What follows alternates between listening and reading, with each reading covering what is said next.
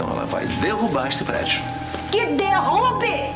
Que bote abaixo, que arrebente! Mas as minhas ações eu não entrego, não entrego, não entrego! Pena, Maria do Carmo, que pena, porque esse prédio é tão bem construído, ele é tão bonito, Maria do Carmo, ele vale muito dinheiro. Canalha! Novela Rainha da Sucata, capítulo 69, quarta-feira, dia 4 de fevereiro de 2026. Antes da gente começar, eu quero pedir para vocês se inscreverem aqui no canal e ativarem o sininho de notificações para não perderem nenhum vídeo. Curtam este vídeo para eu saber que estão gostando da novela e deixem o seu comentário. Comentem de qual cidade e estado vocês assistem a novela. Vamos lá? No sofisticado escritório de Maria do Carmo, ela, elegantemente vestida, confronta Renato Maia, que se senta à sua frente com uma postura de superioridade. A tensão entre os dois é palpável. Maria do Carmo, com a raiva contida, ordena que ele vá embora, chamando de abutre e expressando o desejo de vê-lo longe. Renato, com um sorriso cínico, pede que ela não fale naquele tom com ele, referindo-se a ela de forma irônica como amor. Maria do Carmo se levanta, irritada, enquanto Renato lhe mostra um documento. Ela pergunta o que é aquilo, e ele responde que é uma procuração, assinada por todos os condôminos. Maria do Carmo pega o documento, incrédula, questionando o propósito da procuração. Renato explica que, enquanto ela estava de férias na cadeia, os condôminos o elegeram como seu representante legal. Maria do Carmo, indignada, o acusa de mentir. Renato insiste que, a partir daquele momento, se ela quiser falar com alguém, terá que ser com ele, pois a procuração está ali para ela ler, confirmando que ele é o representante legal de todos os condôminos do prédio e trata dos interesses deles. Furiosa, Maria do Carmo joga a procuração na mesa, afirmando que não falará com ele e que deseja conversar diretamente com os condôminos, pois não aceita aquela procuração. Renato a desafia, perguntando quem ela é para aceitar ou não um documento legal, e que ela não pode contestar aquilo. Maria do Carmo rebate, dizendo que contesta sim, e exige que ele leve o recado aos condôminos, pois ela quer falar com eles pessoalmente. Renato, então, acusa Maria do Carmo de confundir as coisas, dizendo que a falta de leitura dela sempre lhe prega peças. Ele enfatiza que um representante legal não é um office boy e não é obrigado a ouvir uma filhinha do papai mimada pedindo que ela fale logo o que tem a dizer, pois ele não tem tempo a perder. Maria do Carmo respira fundo, tentando se acalmar para conversar. Ela explica que deseja a união de todos os condôminos, pois a loucura que Dona Armênia pretende fazer prejudicará a todos, não apenas ela. Ela argumenta que todos que possuem lojas, consultórios ou escritórios no prédio sairão perdendo. Renato, indiferente, pergunta: e daí? Maria do Carmo propõe que eles sentem para um acordo com Dona Armênia, oferecendo algo que ela considere razoável para não perder o prédio. Ela admite não saber exatamente o que seria, mas que isso precisaria ser discutido com todos, sugerindo algum tipo de compensação para que Dona Armênia voltasse atrás, pois se ela puder usufruir de algum rendimento do que há ali, não derrubaria o prédio. Renato, no entanto, lembra que Dona Armênia deixou claro que não quer nada dos condôminos, apenas as ações de Maria do Carmo. Maria do Carmo, por sua vez, declara que não entregará suas ações. Renato lamenta que ela esteja colocando em risco tantas famílias, escritórios e firmas por causa de sua teimosia. Maria do Carmo nega que seja teimosia, afirmando ser uma questão de justiça, pois não é justo que ela pague o pato sozinha com suas ações. Renato, então, questiona a fala de justiça de Maria do Carmo, lembrando que a situação atual se deve à falcatrua de seu pai, que construiu o prédio em um terreno que não era dele. Ele expressa incredulidade por ela ainda falar em justiça.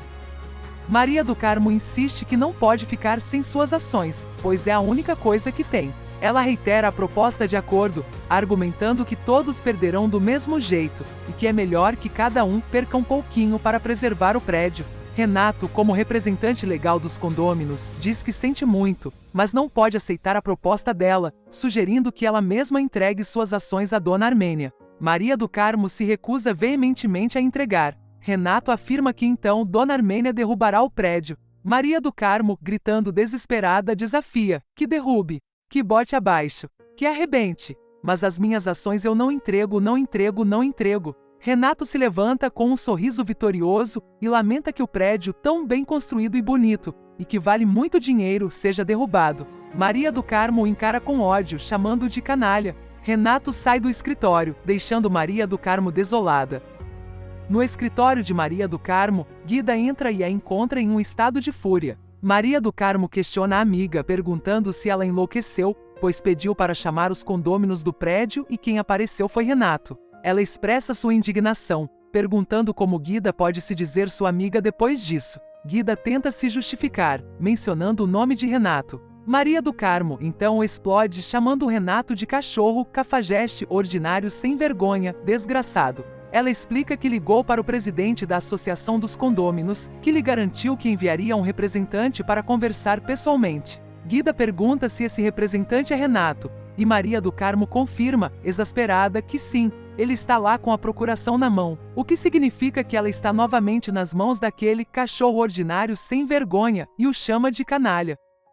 Na casa de Dona Armênia, Gino está em uma discussão acalorada com uma mulher visivelmente irritada. Ela exige que ele converse com ela ali mesmo, sentando-se. Gino tenta argumentar que ali não é o lugar e que ele a procuraria depois. A mulher, no entanto, o impede, dizendo para ele não procurar nada, pois ele a está passando para trás e a jogando fora da vida dele. Gino, surpreso, pergunta: imagina, que isso?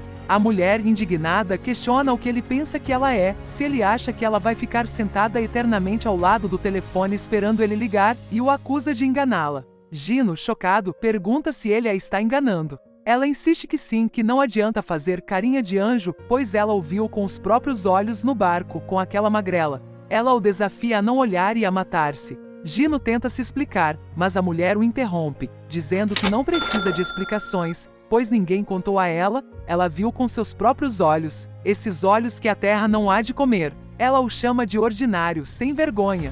Gino pede um tempo, afirmando que ela está errada. Gerson chega perguntando quem é a mulher. Gino, sem jeito, responde que é uma amiga. A senhora, desconfiada, diz que amiga coisa nenhuma. Gerson comenta que aquele barraco está acontecendo no salão da mãe. A mulher, então, incita Gino a contar toda a verdade, a contar para a mamãe de Gino perguntando onde ela está e sugerindo que contem toda a história para ela. Essa história preta no barraco agora. No bar, Dona Armênia conta para o seu Moreira que os filhos ficaram furiosos com ela, e que agora eles têm que se encontrar às escondidas. Mas não pode parar de vê-lo, porque só conversa com ele. Por fim, desabafa que precisa encontrar a tal turca Zamira.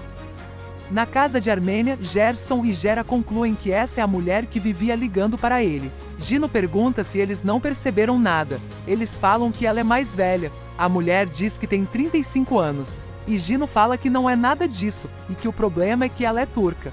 Os meninos falam que a mãe vai ficar furiosa, mas ela diz que não tem medo de nada e enfrenta tudo por Gino. Ela o agarra, e Gino tenta se desvencilhar dizendo que a mãe vai matá-lo. Mas ela conta que Gino gostava dela, mas agora está passando ela para trás, depois que conheceu a magrela, mas ninguém rouba o Gino dela. Gino manda ela parar de agarrá-lo e manda ela sair. Ela sai e Gera e Gerson ficam zoando ele.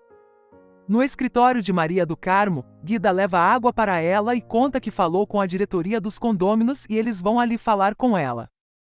No bar, Renato fala que eles fizeram bem em aceitar a reunião, mas alerta que eles não devem aceitar pagar pela falcatrua de Onofre. E eles o tranquilizam que vão fazer o que foi combinado. E Renato pede para eles jantarem juntos para comemorar o sucesso que será essa reunião. Na mansão, Franklin dá folga para Angela e manda ela sair. Angela fala que não tem para onde ir hoje e vai ficar ali. Franklin briga com ela. E nesse momento Mariana chega, mas Franklin mente que Angela queria tirar folga hoje, mas estava com vergonha de pedir. Mariana fala que ela pode folgar hoje. Angela sai, e Mariana comenta com Franklin que não confia em Angela.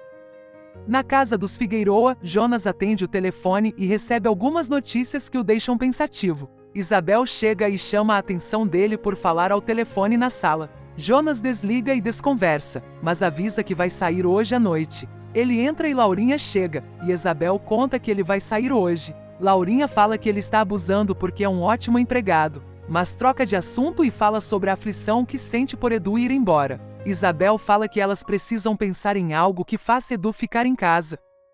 Na fábrica, Edu conversa com Guga e conta que não vai poder ficar na casa. Depois de tudo que ela falou e fez, não dá para ignorar isso. Guga diz que Laurinha é um mulherão, difícil de resistir. Edu fala que é por isso mesmo que precisa sair, e pede ajuda para encontrar um lugar para ficar. Guga oferece o apartamento dele. Edu aceita, e fala que é só por um tempo.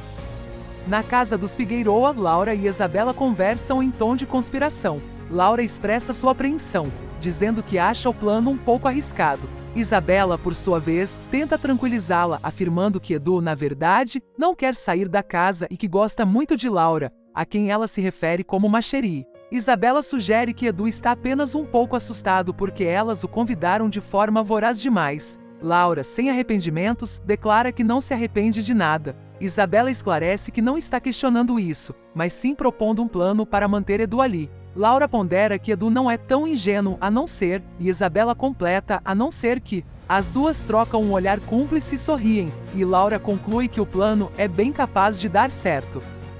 Na casa de Lena, ela e Alaide discutem sobre os direitos trabalhistas. Alaide relata que a tia Marisa informou que Dona Laurinha não pagará pelos 20 anos de trabalho de sua mãe, e Alaide, indignada, lembra que nasceu naquele galinheiro, já trabalhando, carregando bandejas desde muito cedo. Dona Neiva tenta argumentar que elas têm direito a tudo. Alaide explica que legalmente eles pagarão no máximo por 5 anos, independentemente de terem trabalhado 10, 15, 20 ou 100 anos, e que férias e 13º só valem a partir de uma data incerta. Dona Lena, conformada, diz que não se pode querer tudo. Alaide discorda, afirmando que não é tudo, mas sim o que é delas por direito, pois passaram a vida inteira sendo exploradas e agora receberão uma mixaria, que é muito pouco. Alaide não sabe o valor total, e diz que sua mãe terá que ir lá para calcular. Lena expressa que para ela, o simples fato de Dona Laurinha saber que estão brigando por seus direitos já compensa, e que fica feliz por ela saber que não são mais tontas. Alaide, no entanto, quer que Dona Laurinha pague, acusando-a de ter explorado a família a vida inteira e prometendo ir até o fim nessa briga. Dona Neiva, aflita, pede para a mãe não ficar assim, e Dona Neiva, com fé, diz que se Laurinha não pagar aqui, ela vai acertar as contas com Deus. Alaide, cética, responde que não sabe, pois do jeito que aquela mulher é esperta, é capaz de passar a perna em Deus também. E finaliza dizendo que não, que ela quer o dinheiro dela aqui na terra mesmo na conta delas. Ela lembra que Dona Laurinha vivia dizendo que era revoltada, e agora ela verá o tamanho da revolta de Alaide. À noite, no escritório de Maria do Carmo, ela se reúne com os condôminos do prédio, tendo Guida ao seu lado. Maria do Carmo os cumprimenta, apresentando Guida como sua secretária, e expressa o prazer em recebê-los. Ela explica que solicitou a reunião porque à tarde teve uma conversa com Renato Maia e percebeu a enorme má vontade dele para resolver o assunto. Ela acredita que todos ali desejam a melhor solução para o prédio. Um dos condôminos concorda, afirmando que estão ali para isso. Maria do Carmo, então, demonstra confiança de que chegarão a um bom acordo, bom para todo mundo. Ela assume a responsabilidade pela situação, reconhecendo que seu pai foi o responsável por criar aquela situação terrível para todos. Ela garante que não está fugindo de suas responsabilidades e, como prova, concorda em entregar a Dona Armênia as lojas, a sobreloja, o primeiro e o último andar do prédio. Ela menciona que terá que fazer um acordo com Dona Amélia em relação à sucata, mas que isso é uma outra história, um problema particular dela. Maria do Carmo respeita a decisão do juiz e gostaria que os condôminos entendessem que ela está abrindo mão para quase tudo que tem. No entanto, para Dona Armênia, isso parece não ser suficiente. Maria do Carmo apela para a lisura e o caráter que os condôminos conhecem dela, afirmando que jamais tentaria prejudicar ninguém. Ela admite que seu pai errou e que, segundo o juiz, ele enganou seu sócio, havendo má fé. Contudo, ela argumenta que não pode ser sacrificada por causa disso, pois não é justo. Ela considera o que Dona Armênia reivindica como absolutamente inaceitável, mas reconhece que ela está com a faca e o queijo na mão e pode derrubar o prédio se quiser, e os condôminos sabem disso. Maria do Carmo conclui que essa situação os coloca todos no mesmo barco e que só um esforço coletivo, só a nossa união pode nos salvar nesse momento. Ela propõe que examinem todas as hipóteses e todas as possibilidades de chegar a um acordo com Dona Armênia Giovanni. Maria do Carmo finaliza, sentindo firmeza nos olhares dos presentes, e expressa que percebe que sairão dali com tudo resolvido, elogiando a inteligência dos condôminos. No escritório de Renato, ele e Franklin conversam sobre um plano sinistro. Renato informa que Maria do Carmo está com os condôminos e que depois eles irão com ele para o restaurante. Ele afirma que tudo está perfeito, tudo bem arranjado, bem arrumado. Ele pergunta ao homem se ele dispensou Ângela, e Franklin confirma, adicionando que Mariana está sozinha. Renato aprova dizendo perfeito. Ele instrui Franklin a se mostrar bem para o manobrista do restaurante, deixando que ele o veja. Franklin deve estacionar o carro atrás de uma coluna, garantindo que o manobrista o veja e que ele fique à disposição. Em seguida, Franklin deve pegar o boneco que fez, que deve estar tudo em cima com o uniforme e tudo. Franklin confirma dizendo isso. Renato enfatiza a importância de que qualquer pessoa que olhe tenha certeza de que o homem está dormindo no carro a qualquer momento. Ele pergunta se o homem verificou a saída lateral do estacionamento. Franklin confirma, dizendo que conhece bem a área e que dá para pegar um táxi ali tranquilamente para ir para casa, sem o uniforme. Renato reforça que ele não pode esquecer de nenhum detalhe, especialmente de estar sem o uniforme. Ele explica que o homem deve deixar o boneco, tirar o uniforme e colocar qualquer coisa por cima dele, pois não pode entrar na casa de Renato de uniforme, já que quem o vir vai matar a charada. Renato continua as instruções. Depois de terminar o serviço, o homem deve pegar um táxi e voltar para o estacionamento. Após o jantar, Renato sairá com sua testemunha e Franklin precisa estar lá, dentro do carro, na porta do restaurante, uniformizado, como se nada tivesse acontecido, e de preferência com cara de sono. Franklin garante que pode ficar tranquilo, pois enquanto Renato estiver com os condôminos, a mulher dele, Mariana, já está partindo dessa para melhor. Renato expressa que tudo tem que ser muito limpo, muito rápido e que ele não quer que ela sofra. Franklin pergunta se ele está querendo desistir. Renato responde não, e revela que tem certeza de que Mariana o está traindo com o irmão dela e com aquele sujeito, o Jonas. Ele conclui que não pode mais confiar em Mariana, e com um tom de falsa piedade diz: coitadinha, eu não dei nenhum beijo de despedida. Na casa de Caio, Jonas, aflito, pergunta ao professor onde Caio se meteu. No restaurante, Adriana afirma que a chave. E os dois discutem, e Adriana joga na cara dele que ele está vigiando ela achando que ela roubou a chave. E que ela foi ali para jantar com Maneco, mas tem que aguentar ele ali. Caio fala que Maneco não vai. Adriana fala que ele só está atrasado, e que daqui a pouco ele chega para sentir o cheiro dela, abraçar, beijar, e manda ele ir embora. Caio diz que vai ficar para ver a cara dele. Na porta da casa de Nissinha, dentro do carro, Nissinha pede para Maneco não ir jantar com Adriana.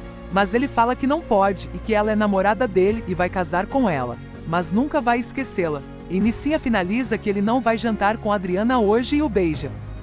Na mansão, Mariana abre a porta e é Jonas. Ela fica nervosa e diz que não pode recebê-la ali. Jonas pede desculpas, mas diz que precisa falar com ela. Mariana tenta brigar com ele. Mas Jonas alerta que Renato nunca a deixou sozinha e agora do nada a deixou ali, deu folga para Ângela. Mariana diz que ela que deu folga para Ângela. Ela pensa e diz que ele está mancomunado com alguém ali dentro, porque ele sabia que ela estava sozinha, e que ele que mandou esconder o quadro e deve ter gravado Renato tocando trompete. Jonas fala que ela está louca. Mariana fala que foi ele e manda ele sair da casa dela agora. Jonas assegura e diz que ela está confundindo tudo. Mariana diz que não e manda ele sair dali, e se não sair, ela chama a polícia. Jonas sai contrariado. Na sala de reunião, os condôminos não concordam com a proposta de Maria do Carmo e dizem que ela tem que arcar com o prejuízo que o pai dela causou. Ela fica furiosa e fala que Renato fez a cabeça deles. Eles falam que não vão ceder nenhum centavo, e se o prédio for ao chão a responsabilidade é dela. Eles saem e Maria do Carmo chora com Guida, e diz que Armênia vai colocar o prédio ao chão. No restaurante, Caio continua falando mal de Maneco. Adriana tenta defender ele, mas Caio fala que Maneco que a deixou plantada ali. Adriana fala que é mal olhado dele, e fala que ele deve ter tido um problema sério, e vai embora. Ela faz um cheque e paga a conta, e eles saem juntos. No outro restaurante, Renato e os condôminos chegam falando mal de Maria do Carmo. Renato fala que parece que a esposa dele ainda não chegou e pergunta por ela para o garçom, mas ele diz que não chegou ninguém ali.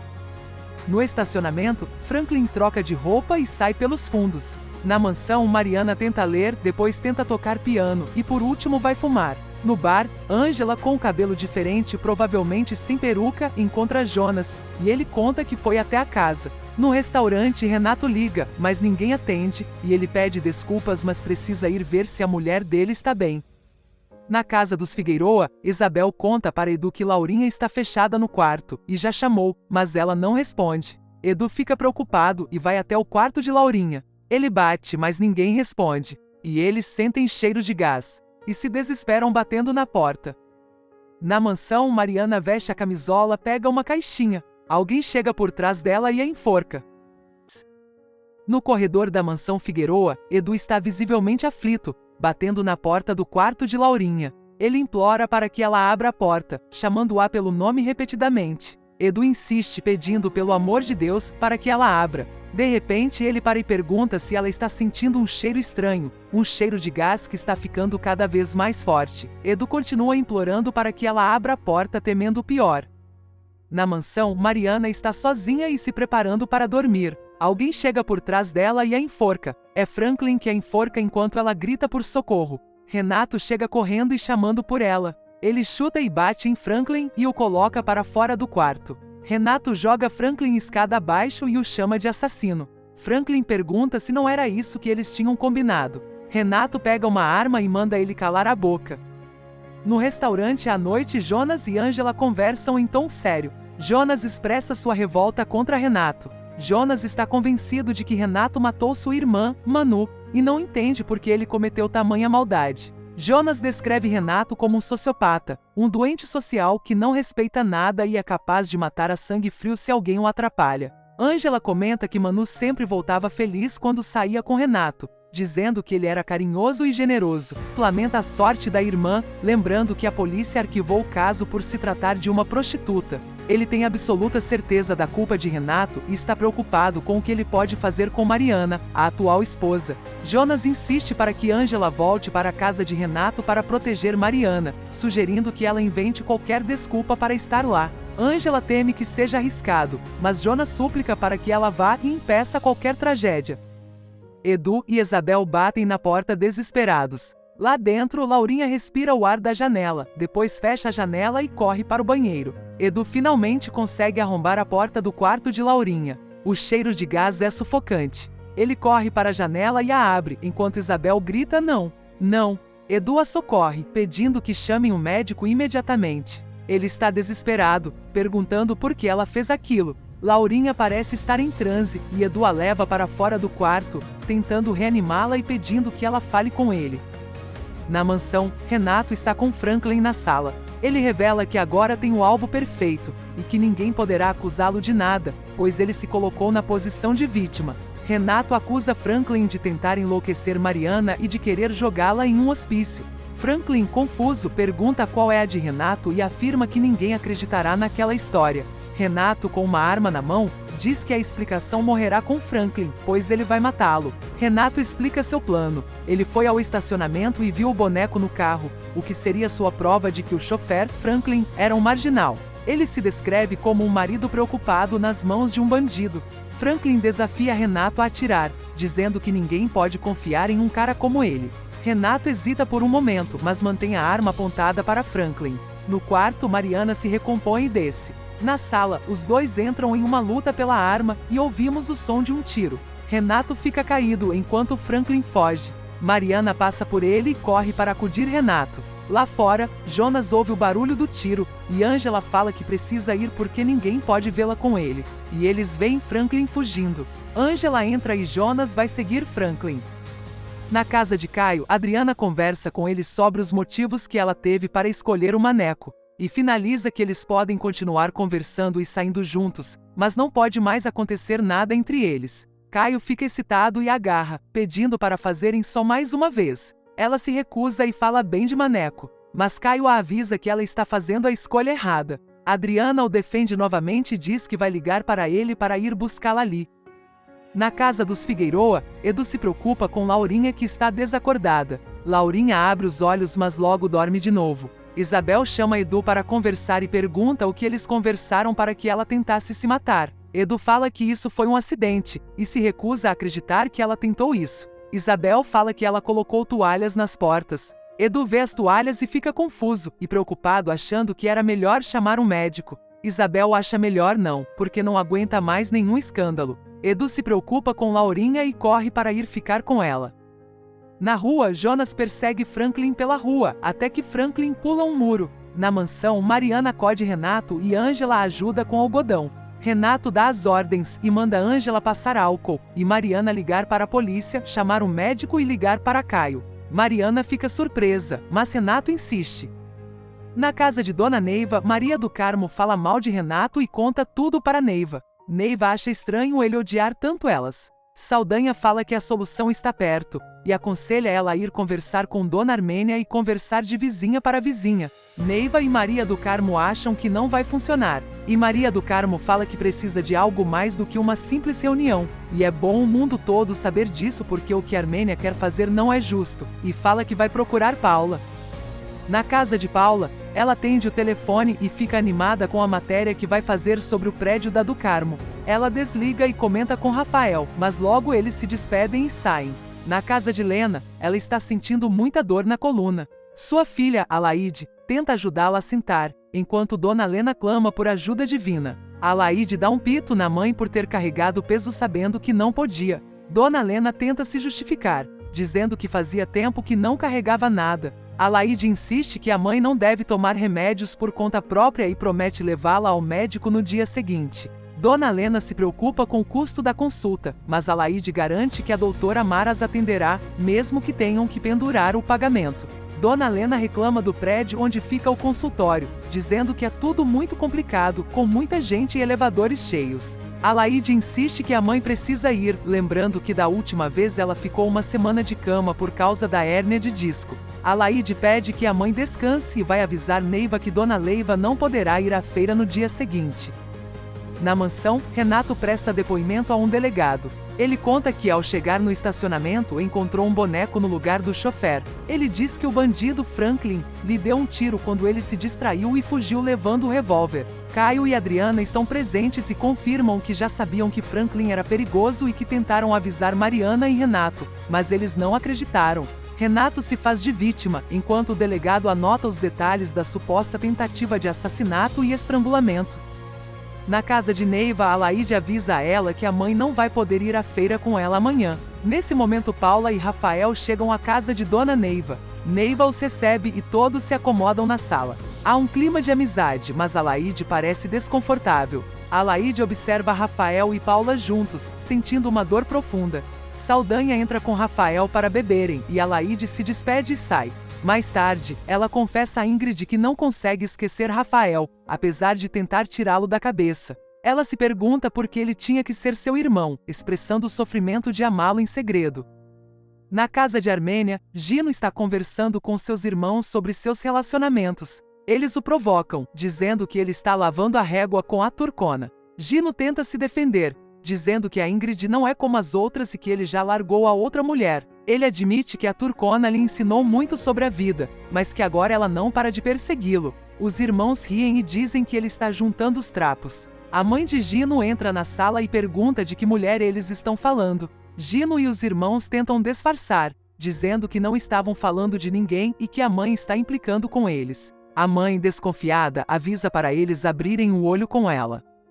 Na mansão, Adriana e Caio contam para todos sobre uma aventura recente. Eles contam que caíram em uma ilha deserta porque não sabiam lidar com um balão. Eles descrevem a experiência de ficar isolados até serem resgatados por um helicóptero que sobrevoava a região. Mas o piloto colocou sonífero na bebida deles e pulou de paraquedas. Mas como ela bebeu pouco, acordou antes e pousou o avião. A história parece fantástica e os outros ouvintes reagem com surpresa e curiosidade. Mas Renato fala que Franklin parecia de confiança. O delegado diz que vai deixar seguranças ali e sai. Adriana e Caio concluem que se Franklin tentou matar Renato, então eles não eram cúmplices.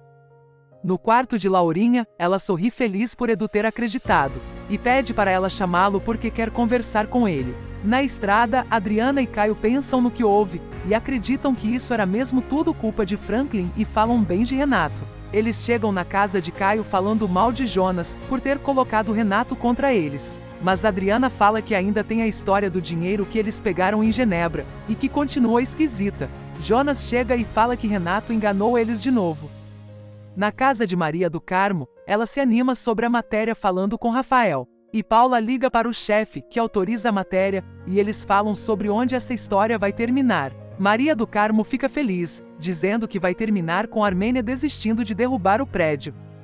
No quarto de Laurinha, Edu chega e pergunta se ela está melhor. Laurinha diz que está melhor, mas pergunta por que ele a salvou, e fala que quer morrer e a vida não tem sentido se ele for embora. Edu fala que isso vai passar. Laurinha pede para ele prometer que não vai embora, e promete que nunca mais vai tocar nesse assunto, e promete que nunca mais vai nem olhar para ele, nem chegar perto. E finaliza que está sozinha, perdeu o pai dele, e pede para ele não abandoná-la.